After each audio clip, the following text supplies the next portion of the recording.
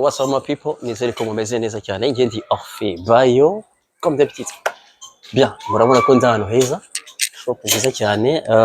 Murabona ibintu birimo hano ko ari fresh sana So now turashaka kwereka ibintu bigiye bitandukanye tuvuye guhaha by the way. So twende kazi. So nkuko muri kubibona hano harimo ibintu bigiye bitandukanye, ariko twifuje kujya mu nzu icuruza imyenda y'abari n'abategarugori cyangwa se abadamu n'abakobwa. Okay, so nibyo ushobora kureba hano. Harimo inkweto nziza ushobora kwibaza ati se bigenda kugira ngo ugure bino bintu. So we have dufite inkweto zigiye zitandukanye. So hanyuma ndashaka kuza kubereka akantu kagashya price ushobora kwibaza ibiciro. Ibi ni imyenda iri kuri karite udashobora gusanga muri Afrika n'ahandi we nyama we. Twende kazi. So ni inkweto ushobora gukoresha muri neige, ibintu wawe saba cyane wasohotse ari amanuza. Sasa hano hari imyenda y'abantu bakunda kugenda mu bintu by'ibirori, magara nights zikunda kuba mu Rwanda. Hano hari imyenda kabisa ushobora gukoresha hano, apara kwambara nka nyirabantu ma. Hari abantu bambara style ukagira ngo ni ba nyirabantu. So right, so reka tugaruke mu gice cya kabiri gatoya, hanyuma turaza tubereka. Alright, so nkuko mubona rero ngiye vuye guhaha money. Ndabihashye ibyanjye ubu ngubu, ariko too much money my friend. But too much. Okay? Too much money? Too much money. Hey. Me don't have money. See, too much cost. 1,000 dirham, bro, but no, too much money. Habibi. Me go there today, but what is 10 dirham? Too much. But me don't have money. Chai here 300, 6 dirham. Me out, go to Chacha. Buy too much. One chai, 1 dirham. 1 dirham. What say? Shawarma here, too much money. My friend, why you bring me here? Biryani, how much biryani here? Biryani here, 18, 20 dirham. How come? Out 12. We go to. You going to Deira? You going to Deira? We go Deira or. You going back a country? Very soon costs too much money, my friend. Look, this goes over. You are going. Where are you going? We go because if you see, most of people here buy. Yose urayamariye hano. Nyamariyanga ariko man, ibituma ni danger. Umva ntabwo byoroshye. Bitu bishaka burobi. Nashye mbaye icyayi ndababaye. Yose uyamariye ahanga. So by the way, hano harimo ibintu byiza byatari, harimo ama style meza ushobora kugura, donc ari kwita ama quality kabisa mu mushaka. Ni kuri standard.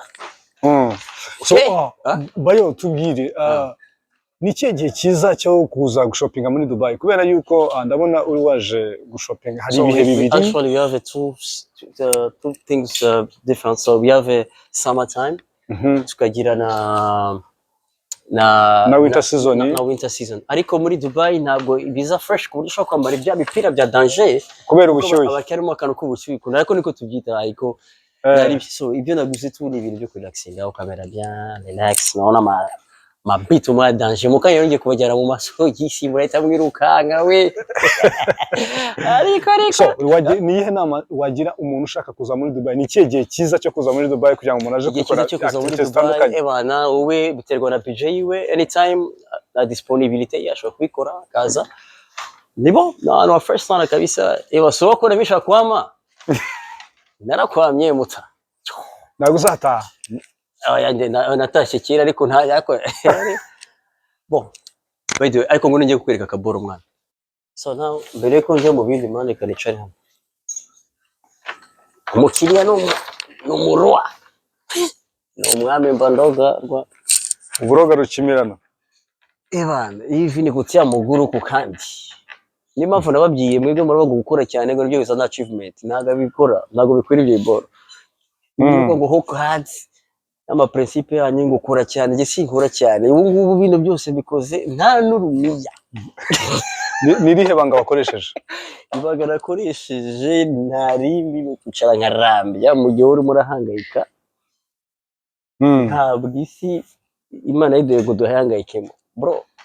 Uzabona kubwira ati ngo ugomba gusettinga goals, ni ukurira utazigeze singaho ndi gura ibanga wagira umuntu ushaka kuza kuba nkawe kuko uri role model w'abantu benshi batandukanye. Yego Tereza bya. Kubera yuko njye njya mbibona mu comment atandukanye ugabona umuntu aravuze ngo ndashaka kuba nkawe, ashobora kutabikubwira ariko yareba kuntu uburyo wactinga, uburyo uvugamo ibintu akavuga ati ni gute mwaba nk'uriya muntu. Shari kango byiza kuri bo ibintu byose navuze hambere mwanya bise byari blague.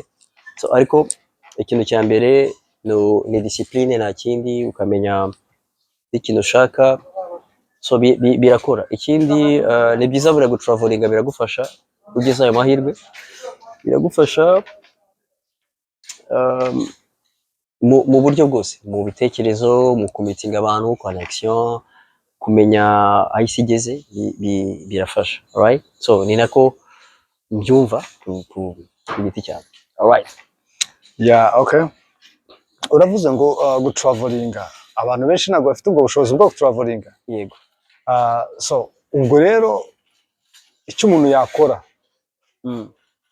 ntabwo watravelinga udafite amafaranga. Ni ukuvuga hari igikenewe, hari ikibanziriza gutravelinga. Habanza planning, hakaza budget. So ibyo byose utabifite ntabwo wagera kuri ya gahunda yawe yo gutravelinga. Oya, abantu benshi bagiraga buriya plan biterwa nanone na test zo. Ari n'abantu ariko batravelinga bayidi bakaba tugiyewe misimo kujya muri Congo cyangwa i Burundi. No muri Kenya bura utravelinze yego, cyangwa niyo uvuye i Kigali ukajya Nyamagabe utravelinze. Afite ibintu byose bihera mu gupanga tu. Gupanga urabona igihugu kiba cyarataza ama opportunité kikarekura ama ambassade bakadukorona bakavuga ati iki gihugu ni free visa. Ushatse kuvuga ngo ibintu byose tujye tubigerageza. Bigerageze byanga ariko wagerageje. Byange wongera ugerageze. Byange wongera ugerageze ku ishuri 5 ya 6 bizakunda. Okay. Apana guciye ubusamba gusa nicyo kintu. Wende kazi.